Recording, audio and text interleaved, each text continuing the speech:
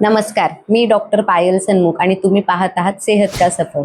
आजकालच्या धावपळीच्या काळात स्ट्रेस म्हणजेच ताण हा प्रत्येकाच्या आयुष्याचा एक भाग बनला आहे. कामाचं ताण, पैशाची चिंता, रिलेशनशिप प्रॉब्लेम्स आणि स्टडी प्रेशर या सगळ्याचा आपल्या शरीरावर आणि मनावर परिणाम होत असतो. पण प्रश्न असा आहे की स्ट्रेसचा परिणाम हा फक्त आपल्या मनावर होतो का?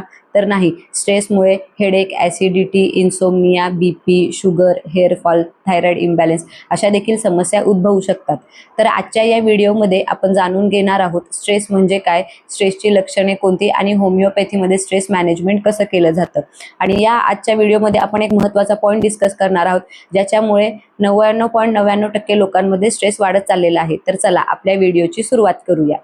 ही आहे रिया, नेहमी हसत खेळत राहणारी मुलगी. पण रियाच्या आयुष्यात एक गोष्ट बदलत होती. रियाला रात्री झोप यायची नाही, रियाला छोट्या छोट्या गोष्टींचं टेन्शन यायचं आणि रिया खूप जास्त चिडचिड करायला लागली. त्या संदर्भात रियाने डॉक्टरांना दाखवायचं ठरवलं. तर डॉक्टरांनी तिला याबद्दल मॅनेजमेंट सजेस्ट केलं. तर रियाने आपल्या लाईफमध्ये आता हळूहळू चेंजेस आणायला सुरुवात केली. आता रिया योगा, मेडिटेशन करायची, हेल्दी डाएट खायची, मोबाईल स्क्रीन टाइम अवॉइड करायची आणि रात्री पुरेपूर व्यवस्थित झोप घ्यायची. तर आता जी तुम्हाला रिया दिसते ती एकदम टेन्शन फ्री आणि स्ट्रेस फ्री रिया आहे.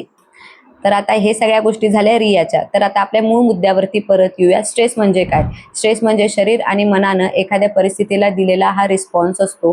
थोडासा स्ट्रेस हा मोटिवेशन ठरू शकतो, पण कायमचा स्ट्रेस हा शरीराला आपल्या थकवू शकतो. कायमच्या स्ट्रेसमुळे काय होऊ शकतं की आपलं जे मन आहे ते कायम अलर्ट मोडमध्ये राहतं. त्याच्यामुळे ब्रेनमध्ये कॉर्टिसॉल नावाचा एक स्ट्रेस हार्मोन वाढत जातो आणि त्याच्यामुळे आपल्याला स्ट्रेस जनरेट व्हायला चालू होतो. तर स्ट्रेसमध्ये साधारण आपल्याला कुठली सिम्पटम दिसू शकतात? तर स्ट्रेसमध्ये चिडचिडपणा जास्त वाढतो, छोट्या छोट्या गोष्टींचा राग येऊ शकतो, रात्री झोप लागत नाही, कॉन्सन्ट्रेशन कमी होतं आपलं. अभ्यासात सुद्धा स्टुडंट्स असतील तर त्यांचं मन अजिबात लागत नाही, किंवा काही प्रोफेशनलिस्ट असतील तर त्यांचं आपल्या कामात मन लागत नाही. आता हार्टबीट सडनली वाढू शकतात काही काही लोकांमध्ये.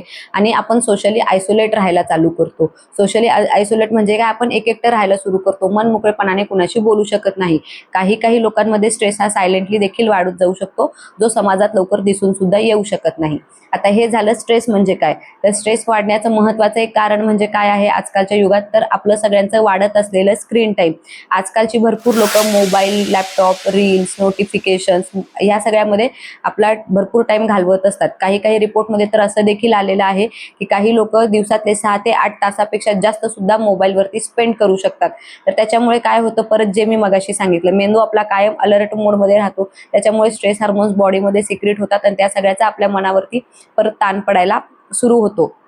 काय होतं, आपण फोन 5 मिनिटं हातात घेतो बघण्यासाठी, पण त्याचे 2 तास कधी होऊन जातात आपल्याला समजत सुद्धा नाही. पण तुम्हाला खोटं वाटेल, पण तुमचं जे वाढत असलेलं जे स्क्रीन टाइम आहे ते आपल्या मेंदूला हळूहळू स्ट्रेस मोडकडे ढकलू शकतो.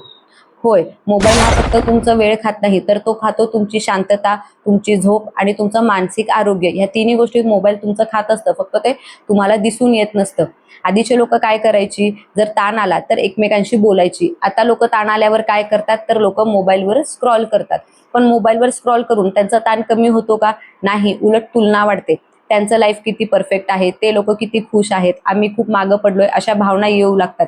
सोशल मीडियावरचं फेक परफेक्शन बघून आपल्या मनावरती प्रेशर पडतं आणि परत त्याच्याने काय वाटतं, आपला स्ट्रेस वाढतो. म्हणजे परत screen time is related to stress, हे इक्वेशन झालं. आता हे झालं सोशल मीडियावरचं. आता नेक्स्ट पॉईंट आपण डिस्कस करणार आहोत कुठला, की बरीच लोक काय करतात, रात्री झोपताना मोबाईल बघतात. रात्री झोपताना मोबाईल बघितल्यामुळे काय होतं, मेलाटोनिन नावाचा हार्मोन आपल्या बॉडीमध्ये डिस्टर्ब होतो. त्याच्यामुळे काय होतं, आपल्याला झोप व्यवस्थित लागत नाही. परत झोप बरोबर झाली नाही की इज इक्वल टू आपलं स्ट्रेस वाढू शकतं. आणि त्याच्यामुळे काय होतं, कॉन्सन्ट्रेशन कमी होतं, कुठल्याही कामात मन लागत नाही. विशेषतः लहान मुलांमध्ये हे सिम्पटम्स दिसून येतात. त्यांना छोट्या छोट्या गोष्टींचा राग यायला लागतो आणि परत काय होतं, ही असते इनिशियल स्टेज डिप्रेशनची सुरुवात. आता ह्या सगळ्या गोष्टी झाल्या लहान मुलांमध्ये. अडल्टमध्ये स्क्रीन टाईममुळे स्ट्रेस कसा वाढतो, तर आता आपण जाणून घेऊया की स्ट्रेस कमी कसा करायचा. होमिओपॅथीमध्ये फक्त सिम्पटम्सवर नाही, तर पेशंटची पर्सनॅलिटी, इमोशनल स्टेट आणि स्ट्रेस रिस्पॉन्स बघून मेडिसिन सिलेक्ट केली जातात.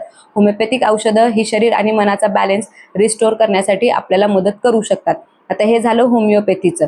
आता जाणून घेऊया आपल्या लाईफस्टाईलमध्ये काय काय चेंजेस करायचे. तर जो आपण महत्त्वाचा मुद्दा डिस्कस केला, मोबाईल स्क्रीन टाइम, त्याच्यावरतीच आपण काय काय चेंजेस करू शकतो. तर पहिलं म्हणजे आठवड्यातनं 1 दिवस हा डिजिटल डिटॉक्स डे ठेवायचा, म्हणजे ज्यामध्ये कुठल्याही स्क्रीनचा उपयोग करायचा नाही. टीव्ही असू दे, लॅपटॉप असू दे, मोबाईल असू दे, ह्या सगळ्या गोष्टी त्या दिवशी यूज करायच्या नाही. आणि दिवसातून 1 तास तरी काय करायचं, फॅमिली टाइम द्यायचा आपल्या फॅमिलीला. म्हणजे काय करायचं, फॅमिली टाइम स्पेंड करायचा. बरेच लोक ह्या गोष्टी अडॅप्ट करायला पण सुरुवात करत आहेत. महत्वाचं म्हणजे काय करायचं, सकाळी उठल्या उठल्या आणि मोबाईल हातात घ्यायचं नाही. सकाळी उठल्या उठल्या योगा, मेडिटेशन, प्राणायाम या सगळ्या गोष्टीला प्रेफरन्स द्यायचं. आणि रात्री झोपताना सुद्धा सेम. रात्री झोपताना पण 1 तास आधी मोबाईल अजिबात यूज करायचा नाही. आणि हेल्दी डाएट खायला सुरू करायचं. हेल्दी डाएटमुळे मन हेल्दी राहतं, त्याच्यामुळे फ्रेश मन राहिल्यामुळे आपलं ब्रेन सुद्धा हेल्दी कंडिशनमध्ये राहतं. आणि पुरेशी झोप घ्यायची. 7 ते 8 तास तरी पुरेशी झोप झाली पाहिजे, ज्याच्यामुळे आपल्याला हेल्दी फील होऊ शकतं. ह्या सगळ्या गोष्टी झाल्या लाईफस्टाईल चेंजेस बद्दल. लक्षात ठेवा, स्ट्रेसला इग्नोर करून चालणार नाही, कारण आपलं मानसिक आरोग्य हीच आपली खरी संपत्ती आहे. योग्य प्रकारे लाईफस्टाईल, पॉझिटिव्ह माइंडसेट आणि होमिओपॅथीच्या मदतीने आपण आपलं स्ट्रेस फ्री लाईफ पुन्हा एकदा जगू शकतो. तर हा व्हिडिओ तुम्हाला आवडला असल्यास लाईक करा. ज्यांना ज्यांना ह्या स्ट्रेस जास्त असेल किंवा तुमच्या माहितीमध्ये जे जे लोक असतील त्यांना हा व्हिडिओ शेअर करायला विसरू नका. आणि अशाच हेल्थ रिलेटेड टिप्ससाठी सबस्क्राईब करा आमच्या चॅनलला. धन्यवाद.